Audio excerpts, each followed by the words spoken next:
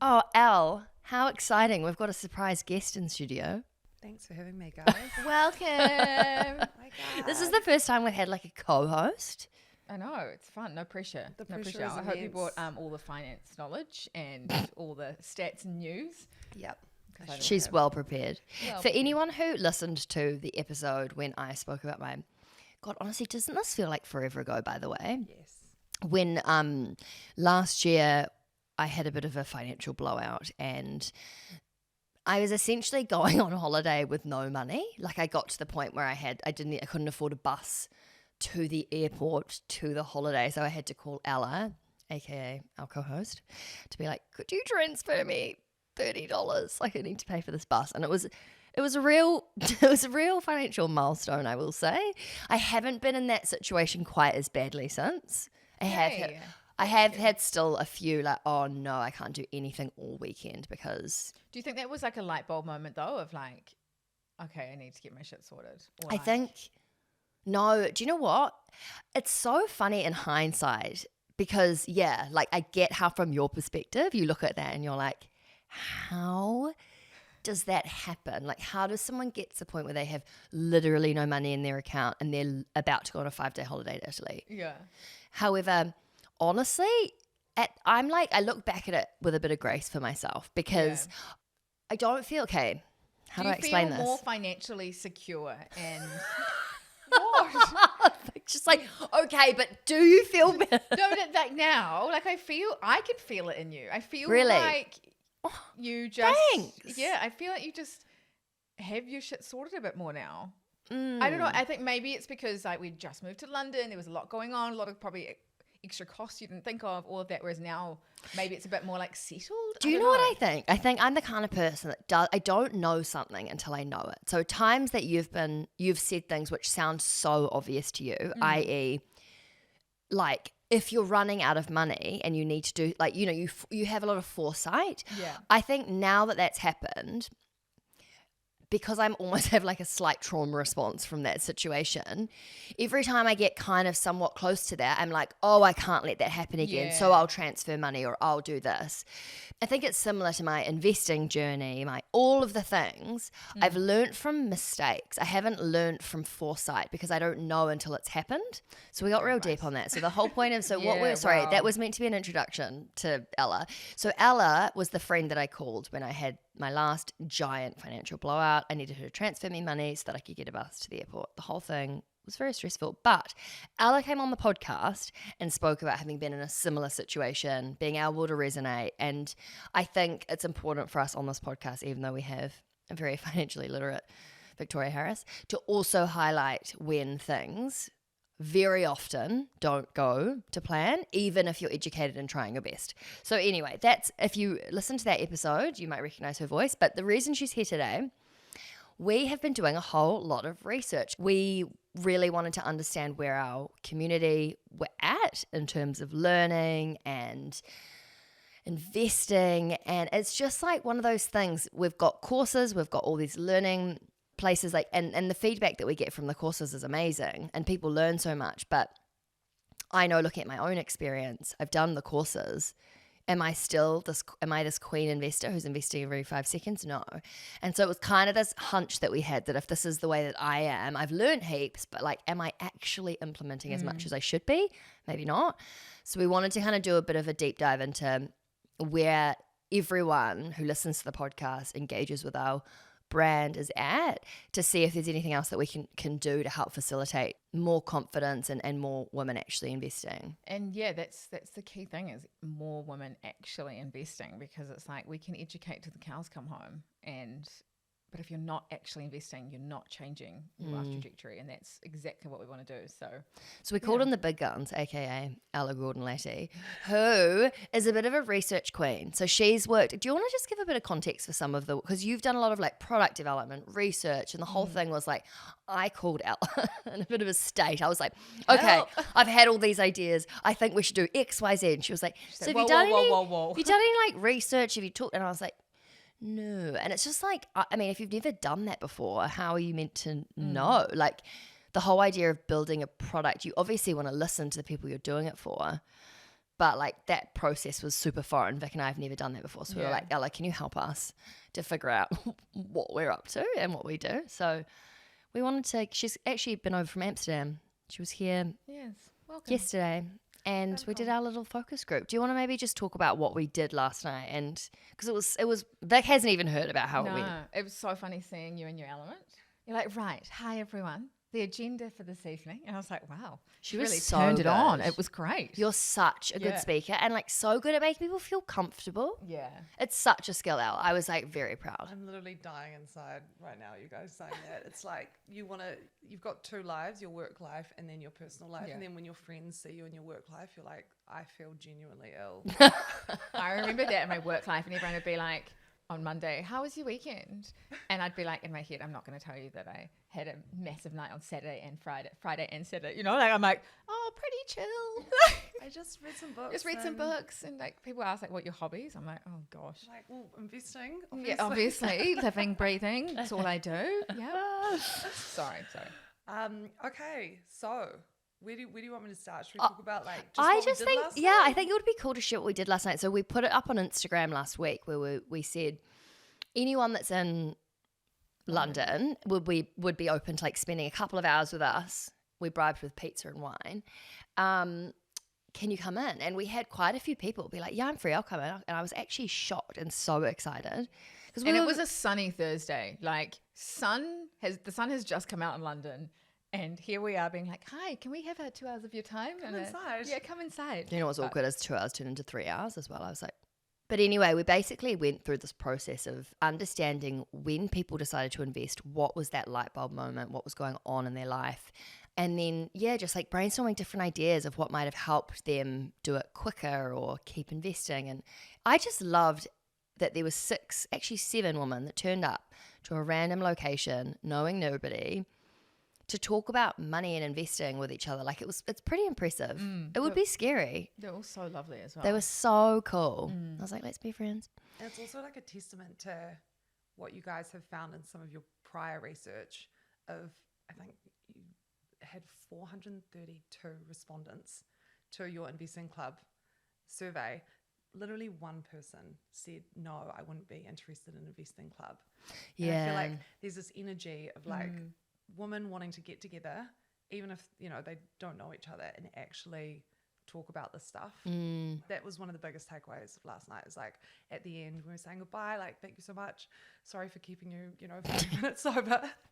Everyone's like, we really enjoyed this, you know. And they Did they say that? I missed yeah, that. they're Oh, like, this has been great, even just to sit here and talk about money. And oh my God, that's really cool. yeah, I think there's just such a craving for that space to be held, and who better to do it than you guys? And I loved how they were like, you know, would love to keep in comms, would love to be part of like the testing phase and like all this. I was like, oh my gosh, wow, okay. I thought they'd be like, see you, bye, thanks for the pizza. But it was really refreshing to hear.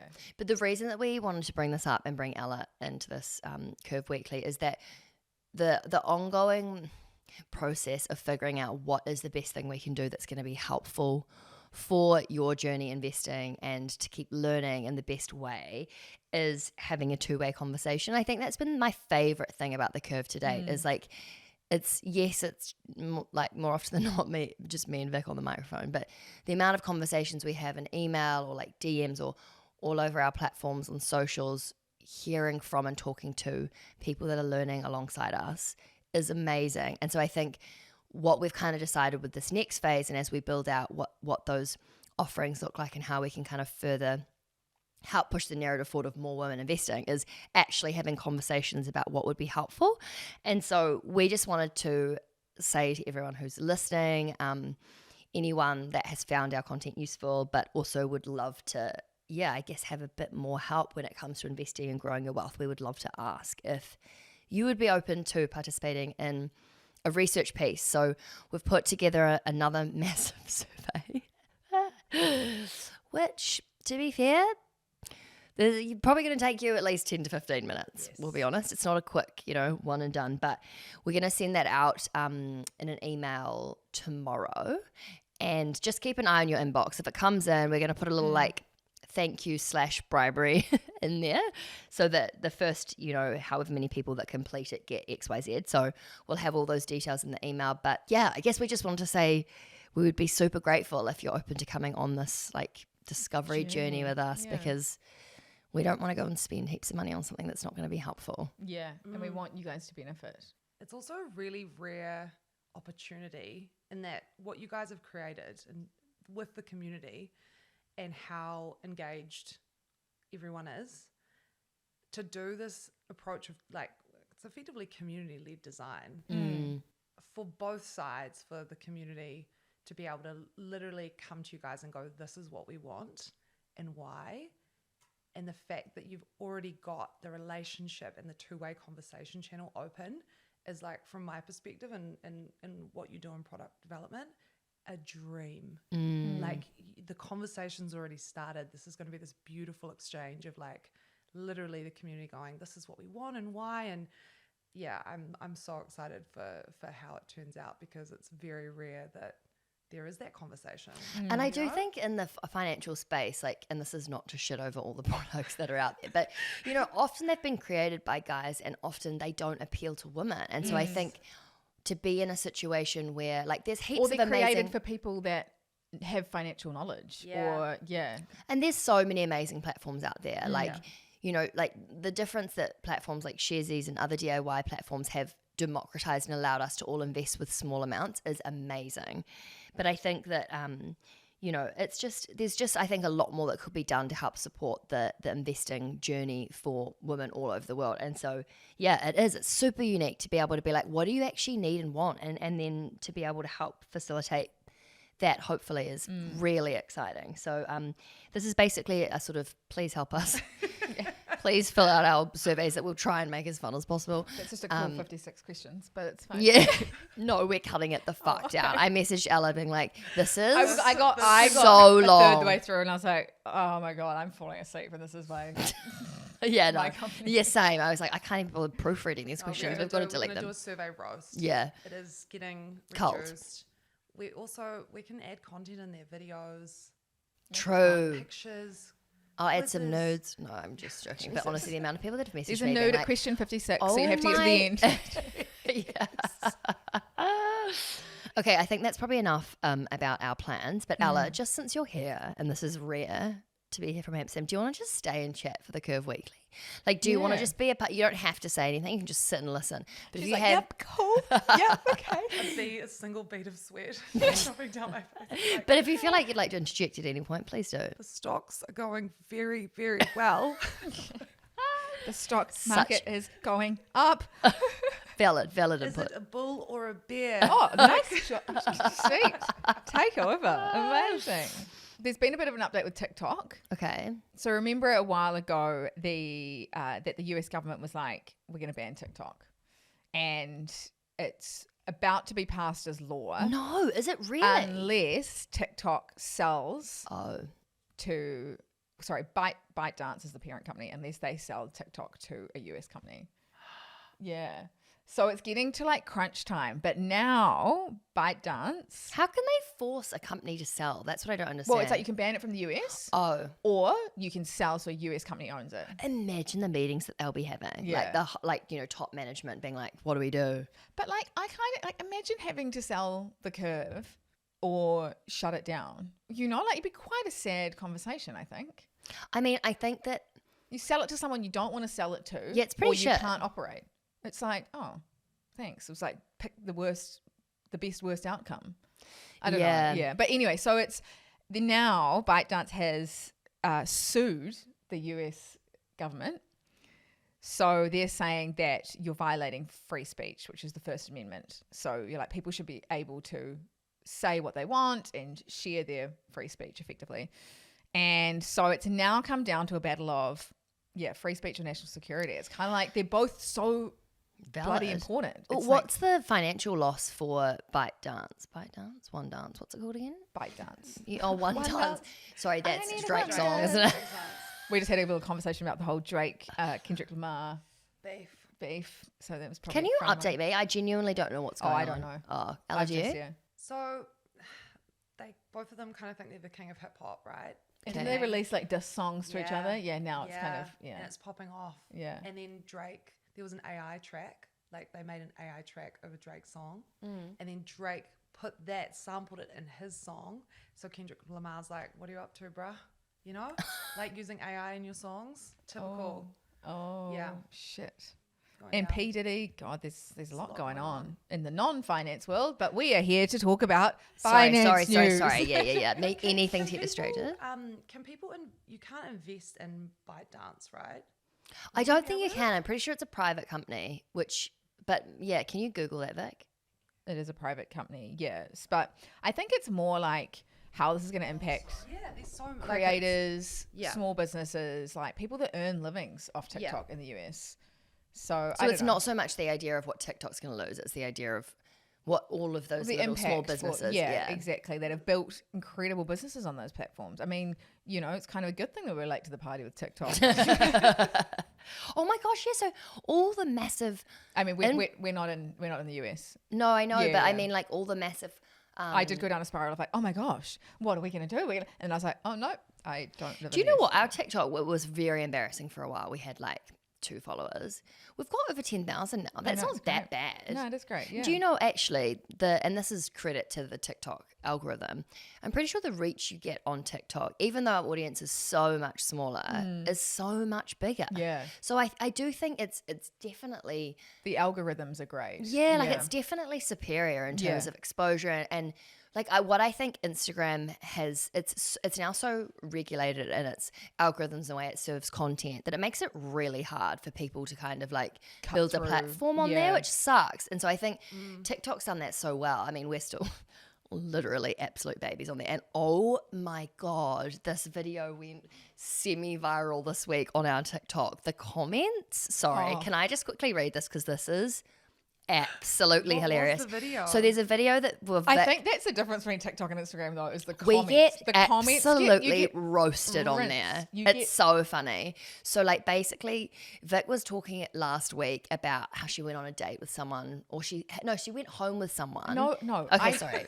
I met him in a bar and we hooked up at the bar, like kissed, and then he dropped me home in an Uber and he continued to his house. Yes. So he knew my address. Oh. And the next day was Valentine's. And I woke up to this bottle of tequila on my doorstep. And I was instantly like, what a fucking creep. Yeah. And then we were like, how funny it is now, though, if that happened now, you'd be like, oh my God, marry me. Yeah. You know, like dating in your 20s versus dating in your 30s. Quite funny. And you just see all these green flags in your 20s and you're like, no, I'm not ready. No, I'm not ready. Yeah. And then you get to your 30s and you're like, Where are they? fuck, it's just all red flags everywhere. Yeah. Bring me a bottle of tequila. Anyway, this is some of the comments on TikTok. Like, she didn't drink the bottle of tequila as well. And then, like, 26 people have liked it. Just love to see women cry when they figure out it's too late for them. Majority of women figure out the right guy when it's too late. So when we try, it's creepy. And we also try a woman moan that we don't bother anymore. Literally can't win. Humble thyself. Geez, the guy probably liked her, thought it would be a nice gesture to show you just simply can't win. Oh my God. This is why guys don't waste their time. It's called being kind, but sending a Valentine's Day gift is creepy. Gee whiz. She's cooked. Classy woman. I not. know. Anyway. Yeah. Sorry, okay, we'll stop. Are you feeling? I'm like, okay. So it just keeps going. Sorry. Do you want to hear more? So anyway, the point is, TikTok might be banned in the US, which means a shitload of money being lost for small companies and also TikTok as a I company. wonder how many billions is created. From TikTok. Yeah. Like what that amount just gets wiped from the. Yeah, definitely. And it's like, I think it's a good reminder to like diversify your revenue streams or your platforms if you are a small business, because like you never know if something's going to get hacked or if something's going to get like shut down or if something might increase its price or it might impact you a lot. So it's like just diversify your revenue. But I think this will play out for a lot longer than we expect because it's like a big dick energy. It's like it's it's very just China political. going, you know what, you've done this, I'm going to do this. It's tit for tat. You know, Yeah. it's like it's national security, it's free speech. No, it's not. It's the two biggest economies in the world having a penis competition. Sorry. just let it out. Yeah. Yeah. Tell me how you In other news, Bumble. So they had a really great result. Can we just for a second fangirl over Whitney Heard? Yeah. She is iconic. I really just look at what she has done for female. I know you hate this as well, but like the whole, like the way she's built that company, she's had kids, she's had a life, and she's created like $1 billion company. I'm just like, you are awesome. And she stayed so under the radar. It wasn't until she listed and all of a sudden was this icon. I don't know. I think if I was to have, you know how people are like, who would you like to have dinner with, dead or alive? She would probably be up there. Should be on the table. Yeah. Mine's Madeleine McCann. I just want to know where she is. I actually agree. I Yeah. want to know. I want to know what happened. Yeah. I want 100%. Yeah. Sorry. Sometimes you honestly shock me with like, honestly, I just like, it's so left field that I'm just like, I Madeleine would McCann, solve oh the my world's God. biggest mystery. Oh, Murder mystery. 100%. That would be phenomenal. Yeah. Sorry, back to the book.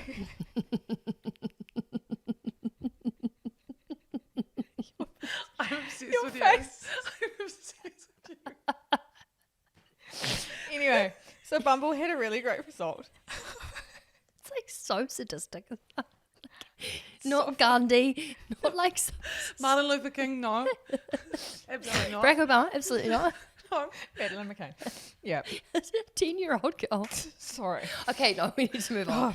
I'm so sorry if this has been triggering. For you. So yes, Bumble had a really great result. Bumble had a really great result. So they've now got 4 million. Okay, it's the funniest thing I've ever heard you say. Oh my Sorry. god. Okay, I'm Sorry. Okay. So I don't know why though these dating app platforms just don't do well. Like they release great results, their share price is up for a bit, and then it starts falling again. Like Bumble's share price is down 80% since it IPO'd in 2021. Wow. Like it just keeps going down and down and down. And yes, this result, so it grew its app downloads by nearly 20%, and it's got 4 million users, which everyone was like, woohoo! Made like 250 million in 3 months. But then the share price goes up a bit and then it just falls away again. So it's like there's something fundamentally wrong with their business model if their share price is continuing to fall and fall and fall and fall. Because even good results, like good financial results, can't support it, which means there's something people don't like about the future of the business, or which is kind of comes back to the whole business model. So, But is it the business model or is it the industry in terms of online dating? And the reason I'm asking it is just because I definitely feel this undercurrent, particularly with Gen Z, like turning away from phones. I think people are a bit like, actually fuck my screen, you know, like I don't want these phones anymore. Like I want to actually live my life. I just wonder if there's some kind of prediction around social media, meeting online, that's going to somewhat fall off a cliff in the next 5 years. And I don't know, that could be totally off, but Tinder and Hinge haven't done well. Their share prices are down massively. So it's just like, do you think it's the business model? And if so, what part of it? Like, well, I think it's a business model in that you go on it, the whole aim is to find a partner or find a friend, and then once you do, you leave the platform.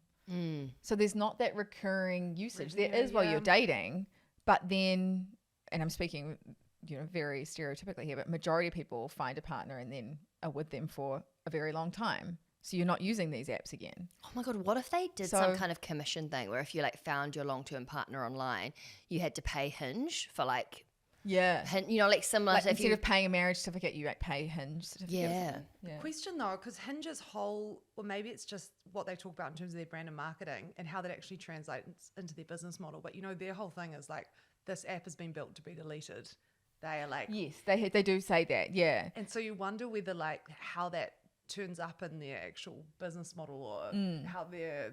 But from an investment point of view, though, it's like you're constantly having to find new customers. Yeah. I think from a user customer point of view, it's great. But from an investment point of view, maybe it's not great. Yeah. I don't know. Yeah. Anyway, this is a bit up your alley, Sophie and Al, both of you actually. So last week, some investors. So when you invest in a company, you buy a share, you can actually vote on things that the business decides to do. So you can say yes or no. You can say, I don't want these directors on the board making decisions. And a bunch of investors have come together at Shell and said that they want them to be better with their emission target goals. And they've said that they want them to align with the Paris Agreement. And Can you update me on the Paris Agreement?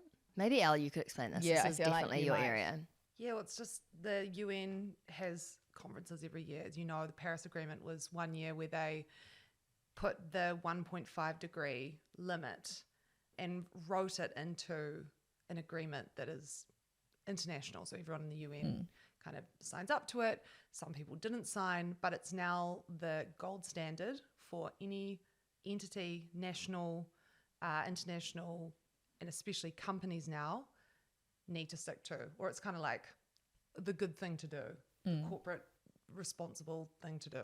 And so a lot of big corporations, even small ones, have aligned all their emissions reduction targets to be in line with this Paris Agreement. So we're all effectively on the same river, heading to the same destination. And now, because it was 2030, isn't it? Or 2050? 2030, yeah. Yep. So now we're getting closer to 2030. There's a number of big companies that are like, you know what? We're not going to hit it and we're pulling out, or like we can't commit to it. It's just too stringent, too difficult. And big companies like Shell is one of them, which is Really? one of the biggest oil and gas companies in the world. And so investors are now going, hang on a second, no, that's not good enough. Like you need to. Shit, yes. Because honestly, you almost would think people that are invested in that company kind of maybe don't care as much, you know, which is such a shit thing to say. But if you're investing in an oil and gas company, you probably don't have super high environmental values, right? Yeah. Well, this is the conversation. If like we're sitting here not investing in Shell because of what it does, but there's other people that invest in these companies to bring change. Yes. And they buy shares, they become shareholders, so they can vote and say, no, you have to stick to your agreement, or you have to do better, or, you know, so they're actually doing a better job than we are, because we're just sitting here going, no, we don't. Those are companies we won't support. But there's also a step up from that. It's like you can invest in them, and yes, you're giving them money to grow, but you're also giving them money to change. Interesting. Yeah. So What do you think about that, Elle? I think it's awesome. I think that it's this whole idea of like activist investing. And there's also a theory called the just transition theory, which is just a fancy name to say that if we're going to change the world, we can't just scrap the old one and go, sorry, Shell, bye. You know, we're going to shut your whole company down. It's just absolutely infeasible to do it. And it's also delusional to think we can do it that way. And so there's this theory called the just transition theory, which asks that question is, how are we going to transition these huge companies that ultimately profit off extraction? They too need to be transitioned. What's the most effective way to do it? Exactly to Vic's point, is get people in there who actually by law have the ability to vote and almost like strong arm them from the inside to change. Also, these companies, they're the only ones that have their hands in so much infrastructure, so many supply chains. They're the ones that have to make the change, right? And they're like a tiny little improvement from them is huge because they're like so massive. But this is the thing. It's like you can get in there and you can try and bring about positive change, but then there might be other investors that are like, no, we're happy with the status quo. So it's kind of this like battle. But also like bringing about change and investing in new technologies, that costs money. Yeah. So they need capital to transition. So I don't know, it's just this constant discussion and argument and thought process in the investing world is that a lot of people are like, you know what, we're not going to invest in oil and gas or anything like that. And other people just have a different view that we want to get in there and actually bring about change. So there's no right or wrong. It's just...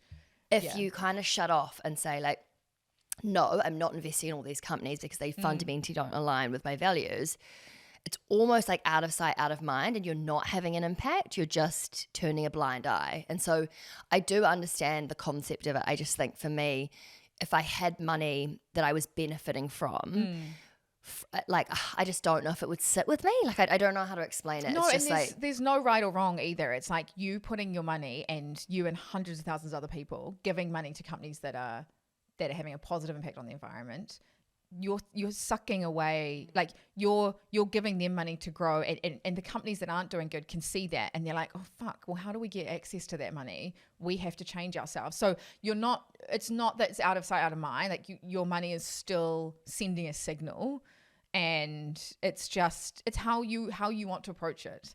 You know, some people are like, I don't want to be an active investor, or, you know, it might leave that to funds or companies that are investing That in have these companies. bigger pull. And they can buy a bigger stake, and but like, it's just a really good example of, you know, finally people aren't just sitting there and owning these companies, and, you know, they're Being actually passive about it. They're actually speaking up and using their voice. Yeah. Ella, I'm curious because you're such a, like, just for context, Ella's done a lot of work in like the climate space and about like redesigning companies, and is just like very, very skilled and aware of what's going on in the world. And I'd love to know from you, you're also obviously interested in investing, where you sit in that spectrum of like, when it comes to investing, is it, because I know you care so much about the planet, when it comes to investing, is it something that actually genuinely sways your decision whether or not you invest in a company, or like how do you feel about it? I think it's also hard though, because if you're not confident in investing and you're adding that variable in, you're like, okay, I really don't know what I'm going to do now. But then I've learned a lot from you guys about just like get really clear on what your principles are, and just almost use it like a checklist of being like, it's pretty easy to just do a little Google and see what a company's up to, and then do that.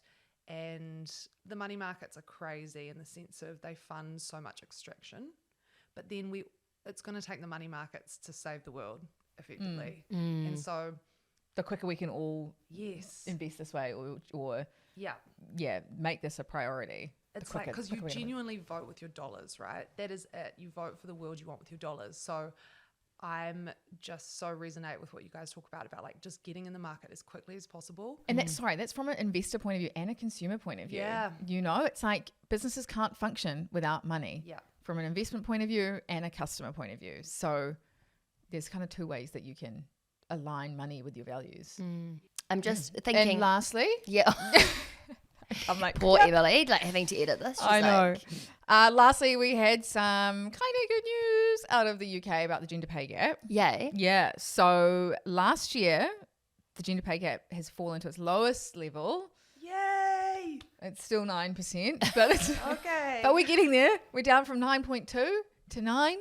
It's going to take Look, we celebrate the wins. I know. Let's take a minute, team. Yeah. This is great news. If you're listening to this podcast, do a little boogie. But I looked at that figure and I was like, oh, that's good. It's going in the right direction, but it's still 9%. And then I was like, digged deeper into different industries in the UK and their pay gaps, their gender pay gaps. In finance, it's over 20%. What? Like over 20% less for the same job. Like, anyway, yeah. And guys must just be like, shit, yeah. I know. Imagine like, getting a 20% pay rise. A 20% pay rise that anyone listening, any females in finance listening, should be going and asking for a 20% pay rise. Is that all globally or in the UK? That was just in the UK. Oh, yeah, okay. And then accommodation and like hospo, there was less than 1%. So that's quite good. Cool. Yeah. But the other thing was that British Airways, so this is one of the biggest UK employers. So they employ, so they've got about, I think it's about 30 or 40,000 people they employ. They've got a 30% gender pay gap in their firm. Like, that's insane. And that's all because pilots, predominantly men, they get paid more, air hostesses, or office staff, you know, and they get paid less. But it's like, well, there's an issue there in itself. Do you know what I mean? It's like, oh, I don't know. And then Next, who owns Gap and Victoria's Secret, so they're a really big UK retailer. They've got a really, really bad gender pay gap as well. And that's, again, people in head office, usually male. People in the stores. Even in a retail, I would have thought it would be the opposite. No, Victoria's Secret's been run by men for years. That's the whole issue is that men sitting in a boardroom being like, this is what society wants to see on a runway. Like, they nearly got cancelled. Yeah. Because, you know, when there was the kind of what about the backlash. Barbie movie? So it's like sort of that. It's like the all men on 100%. their Yeah. And if you think about those runway shows that we used to watch when we were teenagers, being like, oh my goodness, they're this beautiful. is what women should look Yeah. like. And if you look at their advertising now, they've completely been like, oh, put that aside. Forget we ever did that. Now Yeah. they're like body diversity, Wow. racial diversity. I'm like, too little, too late. too little, too late. Yeah. Victoria's Secret. Like, lead the way, don't react, you know? It's like you're only doing this because of the pressure that you had, not because Yeah. you thought it was the right thing to do. Honestly, if there's one thing, I mean, there's many things I would like to extract from society, but if there's one thing that I would love to eliminate from all consciousness and all women everywhere is the idea of weight. Like, Yeah. I hate. And I honestly, I'm actively like, no, I notice myself thinking things about my body and then I'm like, no. And I really try to go against it. It is so hard. Like the amount of messaging that you get directly and subliminally around like what we should look like. And the fact that that came from like random white men in a boardroom makes me even Oh, madder. yeah. It honestly makes me just want to eat millions of muffins and like be like, go against Go it. tell them. Anyway, on that, We should wrap this up. We've great talked for note. sorry Yeah. for so long. Al, thanks for coming. Thanks, Al. Thanks, guys. This was fun. I We'll see you learned a next lot. week. Yeah. You could have flown from Amsterdam again. Yeah. It'll be great. Thank you. Also, anyone listening, please do the survey. Definitely. do It's the coming out on survey. Tuesday. Keep an eye on your inbox. This is your And- one chance. Well, not your one chance. There'll be many more chances, but the chance to literally pretend. If Joy, you're the third founder. Yeah. You get to design what the curve's going to do. And there may or may not be nudes at question 56. No, there's definitely not, I promise. Everyone's like, oh, please don't.